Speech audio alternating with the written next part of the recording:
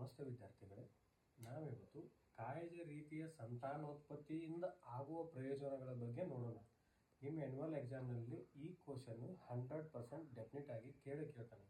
ಕಾಯಜ ರೀತಿಯ ಸಂತಾನೋತ್ಪತ್ತಿಯಿಂದ ಯಾವ ರೀತಿ ಪ್ರಯೋಜನಗಳಾಗ್ತಾವೆ ಅಂತ ನೋಡ್ಕೊತ ಹೋಗೋಣ. ಅಂದರೆ ಅಸೆಕ್ಸುವಲ್ ರೀಪ್ರೊಡಕ್ಷನಿಂದ ಪಡೆದಂಥ ಸಸ್ಯಗಳಿಂದ ನಮಗೆ ಏನೇನು ರೀತಿಯ ಅನುಕೂಲಗಳಾಗ್ತಾವೆ, ನಾವು ಅದರಿಂದ ಏನೋ ಲಾಭಾಂಶಗಳನ್ನು ಪಡಿತೀವಿ ಅನ್ನೋದು ನೋಡೋಣ. ಎಲ್ಲ ಸಸ್ಯಗಳು ಏನು ಮಾಡ್ತಾವಪ್ಪ ಅಂದ್ರೆ ಅನುವಂಶೀಯವಾಗಿ ಪೋಷಕ ಸಸ್ಯಗಳನ್ನು ಹೋಲ್ತಾವೆ. ಜೆನೆಟಿಕಲಿ ಎಲ್ಲ ಸಸ್ಯಗಳು ಏನು ಮಾಡ್ತಾವಪ್ಪ ಅಂದ್ರೆ ಪೇರೆಂಟ್ ಸಸ್ಯ ಪೋಷಕ ಜೀವಿಗಳನ್ನು ಅವುಗಳಿಂದ ಏನು ಮಾಡಬೇಕಪ್ಪ ಅಂದ್ರೆ ಗುಣಗಳನ್ನು ಹೋಲ್ತಾವೆ. ಕಡಿಮೆ ಸಮಯ ಹಾಗೂ ಕಡಿಮೆ ವೆಚ್ಚದಲ್ಲಿ ಹೆಚ್ಚು ಸಸ್ಯಗಳನ್ನು ಪಡೆಯಬಹುದು. ಸೊ ಈ ರೀತಿಯಾದಂಥ ಸಸ್ಯಗಳನ್ನು ನಾವು ಪಡಿಬೇಕಾದ್ರೆ ಏನಪ್ಪ ಅಂದ್ರೆ ಕಡಿಮೆ ಸಮಯದಲ್ಲಿ ಕಡಿಮೆ ವೆಚ್ಚದಲ್ಲಿ ಹೆಚ್ಚಿನ ಸಸ್ಯಗಳನ್ನು ಪಡಿಬೋದು.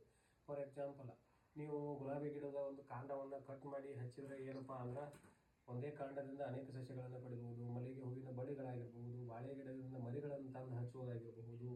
ಈ ರೀತಿ ಮಾಡುವುದರಿಂದ ಕಡಿಮೆ ಸಮಯದಲ್ಲಿ ಅಧಿಕ ಸಸ್ಯಗಳನ್ನು ಪಡೆಯಬಹುದು. ನಂತರ ರೋಗಮುಕ್ತ ಹಾಗೂ ಅಧಿಕ ಇಳುವರಿಯ ಸಸ್ಯಗಳನ್ನು ಪಡೆಯಬಹುದು. ಸೊ ಈ ಸಸ್ಯಗಳು ಏನು ಮಾಡ್ತಾವಪ್ಪ ಅಂದ್ರೆ ರೋಗ ನಿರೋಧಕತೆ ಗುಣಗಳನ್ನು ಬೆಳೆಸ್ಕೊಂಡ ಅಧಿಕ ಇಳುವರಿಯನ್ನು ಕೊಡುವಂಥ ಸಸ್ಯಗಳನ್ನು ನಾವು ಪಡಿಬಹುದು. ನೆಕ್ಸ್ಟ್, ಬೀಜಗಳನ್ನು ಉತ್ಪಾದಿಸುವ ಸಸ್ಯಗಳಲ್ಲಿ ಈ ವಿಧಾನ ಉಪಯುಕ್ತ. ಅಂದರೆ ಕೆಲವೊಂದು ಸಸ್ಯಗಳು ಬೀಜಗಳನ್ನು ಉತ್ಪಾದನೆ ಮಾಡುವುದಿಲ್ಲ. ಬಾಳೆ ಗಿಡ ನೋಡಬಹುದು, ಬಾಳೆ ಗಿಡದಲ್ಲಿ ಬೀಜ ಉತ್ಪಾದನೆ ಆಗುವುದಿಲ್ಲ. ಮಲ್ಲಿಗೆ ಹೂವಿನ ಗಿಡದಲ್ಲಿ ಬೀಜ ಉತ್ಪಾದನೆ ಆಗುವುದಿಲ್ಲ. ಗುಲಾಬಿ ಗಿಡದಲ್ಲಿ ಬೀಜ ಉತ್ಪಾದನೆ ಆಗುವುದಿಲ್ಲ. ಇಂಥ ಸಸ್ಯಗಳನ್ನು ಏನು ಮಾಡ್ಬೋದಪ್ಪ ಅಂದ್ರೆ ನಾವು ಕಾಂಡಗಳನ್ನು ಕತ್ತರಿಸಿಬಿಟ್ಟು ನಾವು ಹೊಸ ಸಸ್ಯಗಳನ್ನು ಪಡಿಬಹುದು. ಸೊ ಅದಕ್ಕಾಗಿ ಈ ವಿಧಾನ ಏನಪ್ಪ ಅಂದ್ರೆ ಬೀಜಗಳನ್ನು ಉತ್ಪಾದನೆ ಮಾಡಲಾರದಂಥ ಸಸ್ಯಗಳಲ್ಲಿ ತುಂಬ ಪ್ರಯುಕ್ತ. ನೆಕ್ಸ್ಟ್, ಈ ರೀತಿಯಿಂದ ಪಡೆಯುವ ಸಸ್ಯಗಳು ಶೀಘ್ರ ಫಲ ನೀಡುವವು. ಈ ರೀತಿ ಕಾಯಜ ರೀತಿಯ ಸಂತಾನೋತ್ಪತ್ತಿಯಿಂದ ಅಸೆಕ್ಸುವಲ್ ರೀಪ್ರೊಡಕ್ಷನ್ನಿಂದ ಪಡೆಯುವಂಥ ಸಸ್ಯಗಳು ಏನು ಮಾಡ್ತಾವ, ನಮ್ಗೆ ತ್ವರಿತವಾಗಿ ಏನು ಮಾಡ್ತಾವಪ್ಪ ಅಂದ್ರೆ ಫಸಲನ್ನು ಕೊಡ್ತಾವ.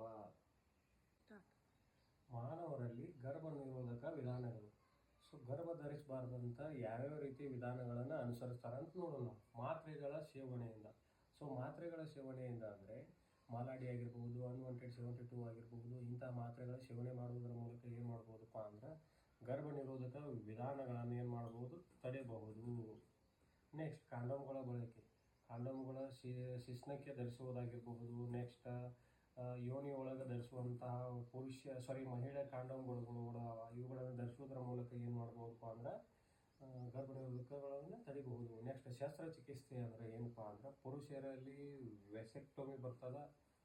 ವೆಸೆಕ್ಟೋಮಿ, ಮಹಿಳೆಯರಲ್ಲಿ ಟೊಬೆಕ್ಟೋಮಿ ಬರ್ತದೆ. ಸೊ ಈ ರೀತಿ ಶಸ್ತ್ರಚಿಕಿತ್ಸೆಗಳ ಮೂಲಕ ಗರ್ಭ ನಿರೋಧಕತೆಯನ್ನು ತಡೆಯಬಹುದು. ಅದೇ ರೀತಿಯಾಗಿ ಯೋನಿಯಲ್ಲಿ ಕಾಪರ್ ಟೀ ಮತ್ತು ವಂಕಿಗಳ ಅಳವಡಿಕೆಗಳ ಮೂಲಕ ಕೂಡ ಗರ್ಭ ಧರಿಸಲಾರ್ದಂಗೆ ತಡೆಯಬಹುದು.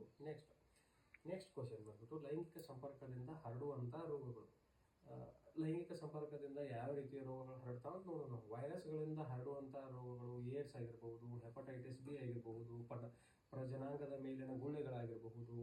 ಅದೇ ರೀತಿ ನೆಕ್ಸ್ಟ್, ಬ್ಯಾಕ್ಟೀರಿಯಾಗಳಿಂದ ಹರಡತಕ್ಕಂತಹ ಲೈಂಗಿಕ ಸಂಪರ್ಕದ ರೋಗಗಳು ಗೊನೇರಿಯಾ ಮತ್ತು ಸಿಫಿಲಿಸ್ ಇವುಗಳು ಹರಡ್ತಾವೆ. ಸೊ ಇವುಗಳನ್ನೆಲ್ಲ ತಡೆಗಟ್ಟಬೇಕಾದ್ರೆ ಏನಪ್ಪ ಅಂದರೆ ಸಾಮಾನ್ಯವಾಗಿ ಈ ಲೈಂಗಿಕ ಸಂಪರ್ಕ ರೋಗಗಳು ಹರಡಬಾರದು ಅಂದ್ರೆ ಮೇನ್ ಏನು ಯೂಸ್ ಮಾಡ್ತಾರಪ್ಪ ಅಂದ್ರೆ ಕಾಂಡೋಮ್ಗಳನ್ನು ಯೂಸ್ ಮಾಡ್ತಾರೆ.